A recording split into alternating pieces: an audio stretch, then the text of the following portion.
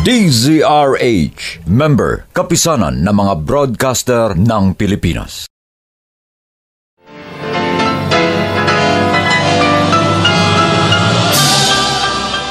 Buong karangalang inihahandog ng DZRH para sa bagong milenyo ang isa pang magandang dula mula sa panulat at direksyon ni Salvador M. Royales.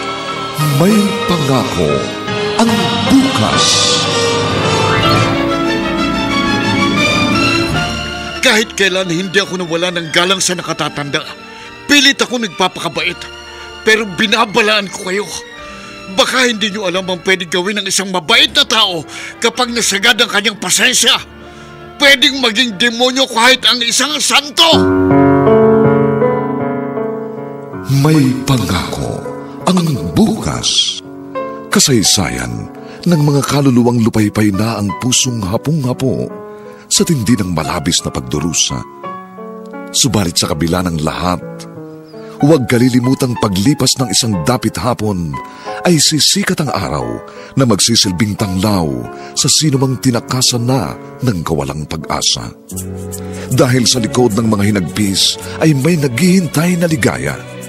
Sa bawat kabiguan ay may makakamit na tagumpay, laki pang pangarap na sa bawat himaymay ng laman ay muling mabuhay ang dugong nananalaytay sa mga ugat at unti-unting mauusal ang mainspirasyong mga katagang. May pangako ang bukas. May pangako ang bukas. Isa na namang natatanging dulang pangradyo na inyong aabangan at kalulugdan, mag-iiwan ng mga magagandang halimbawa at aral. May pangako ang bukas.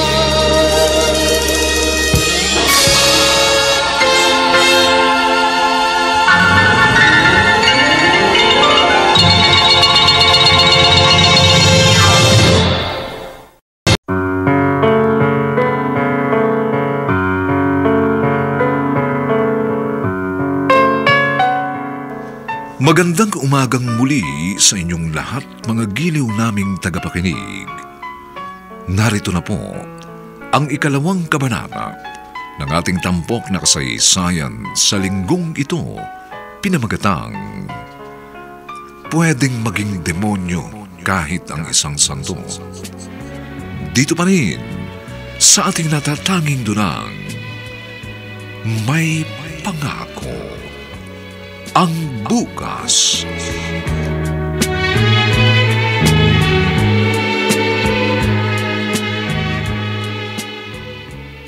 Ganyan na palang ginagawa sa'yo ng asawa mo, Cassandra. Ganyan na siya kabrutal. Yes, Uncle. Kuminsan nga sobra pa dito.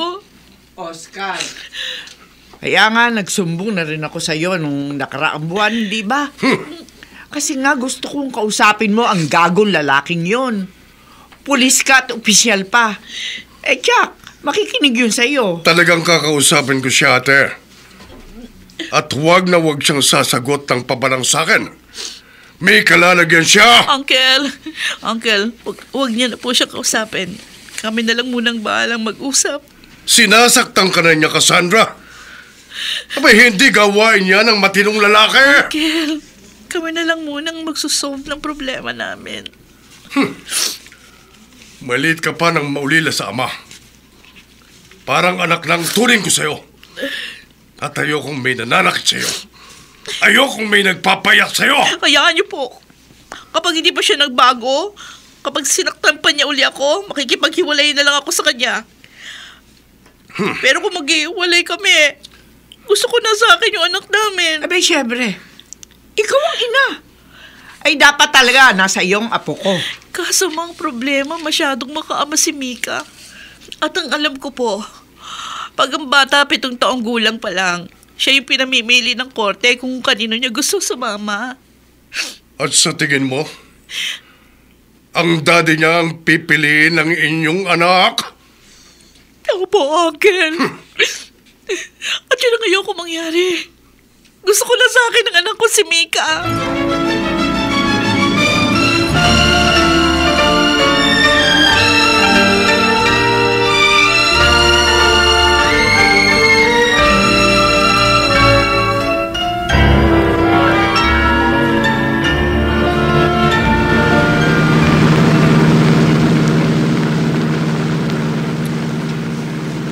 Diretso tayo sa headquarters. Yes po, Colonel. Carry on. Pinag-ingit-ngit ako ng walang iyang Darius na yun. Sinasaktan niya ang pamangkin ko. Lintik ang lalaki ka. Huwag na huwag tayong magkakaharap. At baka hindi ako makapagpigil.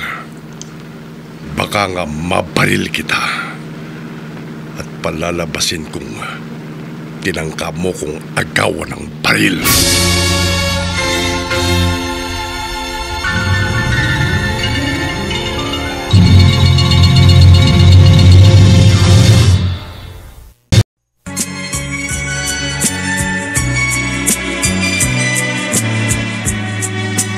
At ngayon, balikan natin ang tampok na kasaysayan sa ating dulang. May pangako ang bukas.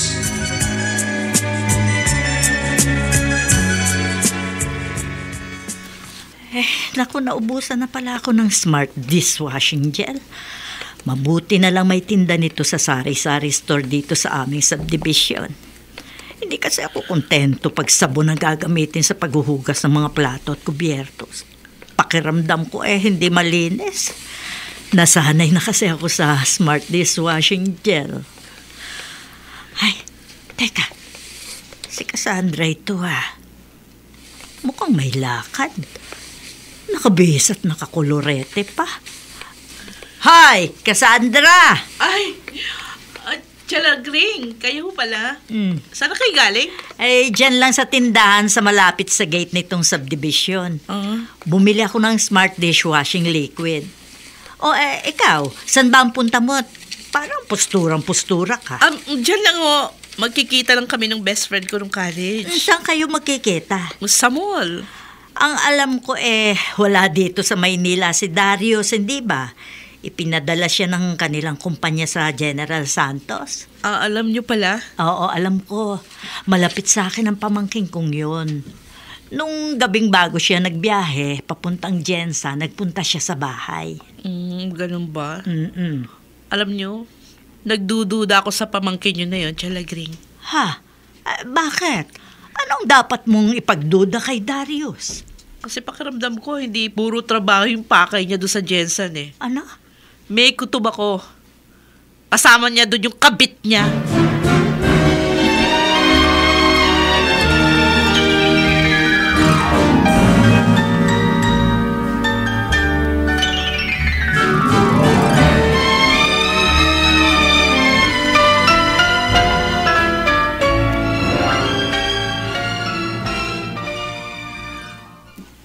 Ano ka mo, Lagring?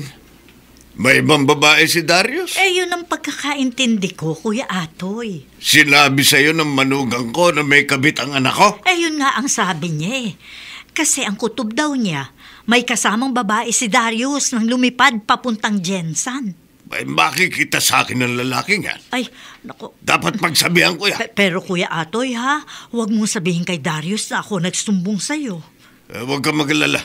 Hindi niya malalaman na ikaw ang nagsumbong sa akin. At saka, Kuya, ang mabuti pa siguro, alamin mo muna kung totoo nga ang hinala ng manugang mo. Baka naman nagseselos lang si Cassandra, kaya kung ano-ano naiisip. Naniniwala akong totoo ang sinasabi ni Cassandra. Ha? Dahil nga, talaga namang naging mapaglaro sa babae si Darius kahit nung nasa koleyo pa. Hindi bale, pag nagkita kami, pagsasabihan ko siya. Hindi ako konsentidor na ama.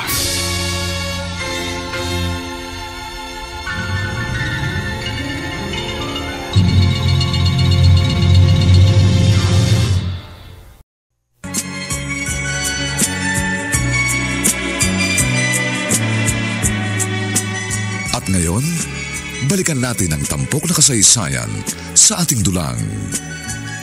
May pangako ang bukas.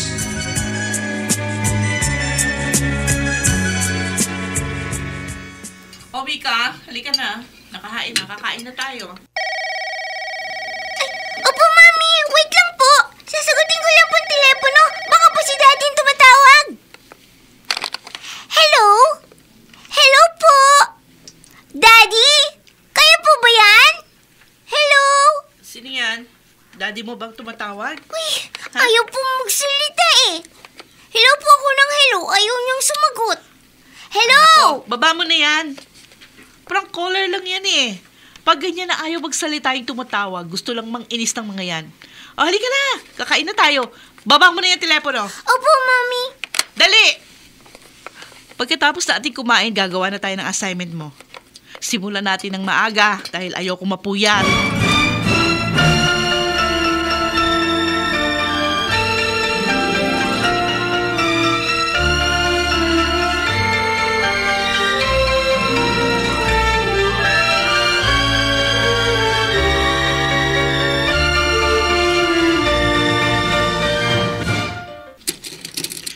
Aba, Balayang Atoy, magandang hapon sa'yo. Ikaw pala, Balayang Feli. Ay, tuloy ka. Halika. Pasensya ka na nga lang dito sa bahay ko. Magulo eh. Alam mo na, mahirap yung wala ng babae sa bahay. Wala nang naglilinis at nag-aasikaso. Ay, maupo ka. Salamat. Naligaw ka yata, Mare. Balae, hindi ako naligaw lang. Ang totoo may importante akong sadya sa'yo. Tungkol ba sa mga anak natin? Oo. Tungkol sa pagsasama ng ating mga anak. Nang mamanhikan kayo sa amin at pakasal sila, kaharap ka naman, hindi ba? Okay. Napakatino ng pag-uusap namin ng anak mo si Darius. Ang sabi ko huwag niya paiiyakin ang anak ko. Sabi ko nakahanda akong mahalin siya bilang anak ko rin. Basta't pakamahalin niya si Cassandra. Pero sa nangyayari ngayon, pare, kalbaryo ang pinadaranas niya sa anak ko. Mare, ang totoo may nakararating na rin balita sa akin. Hinihintay ko nga ang pag-uwi ni Darius at kakausapin ko siya. Mabait naman ang anak ko, pare. Mahal na mahal niyang anak mo. Sana naman huwag niyang saktan si Cassandra. Bilang ina, nasasaktan ako pag nakikita kong umiiyak ang aking anak. Naiintindihan kita. Magulang din ako. Ang gusto ko sanang mangyari, Balae, habang maaga. Ayusin natin kung ano man ang gusot nilang dalawa. Isalba natin ang kanilang pagsasama. Alang-alang sa ating apo. Oo, Mare. Yan talaga ang gagawin ko. Pagdating ni Darius galing Jensan, kukumprontahin ko siya. Ipamumukha ko sa kanya na gagong lalaki lang ang nakikipagrelasyon pa sa ibang babae. Kung siya may asawa na.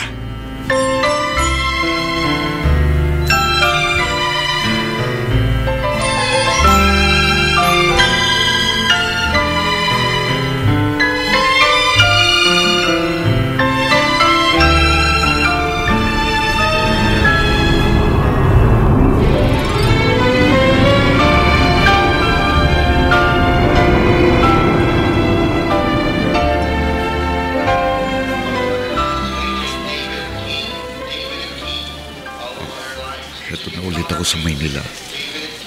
Sa susunod na kailangan ulit na mag-inspect sa project namin sa Jensen. Sasabihin ko kay boss, ibang architect naman na ipadala. Lagi na lang ako eh. Miss na miss ko ng anak ko. Ay, taxi!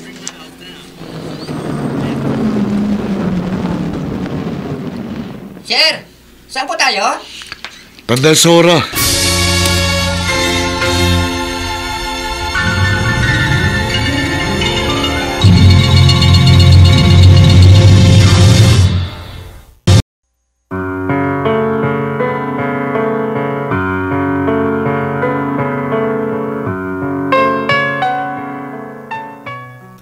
Papaano haharapin ni Darius ang galit ng kanyang sariling ama?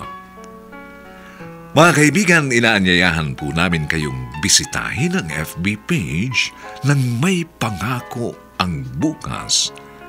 Sisikapin po naming tugunan ang inyong mga mungkahi o suggestion para lalo naming mapaganda ang ating programa.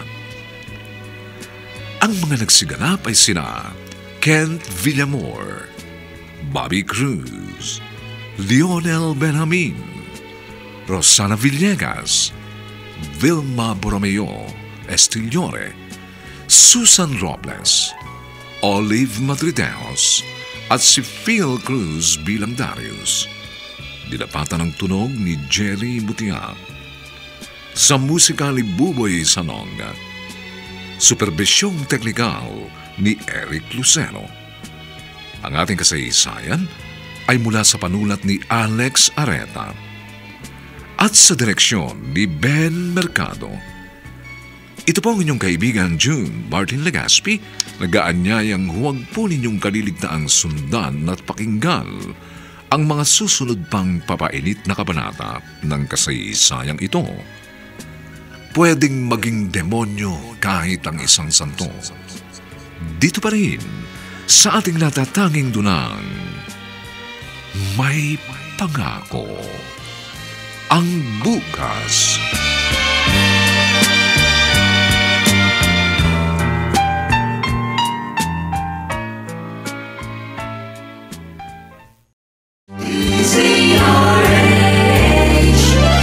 DZRH, member, kapisanan ng mga broadcaster ng Pilipinas.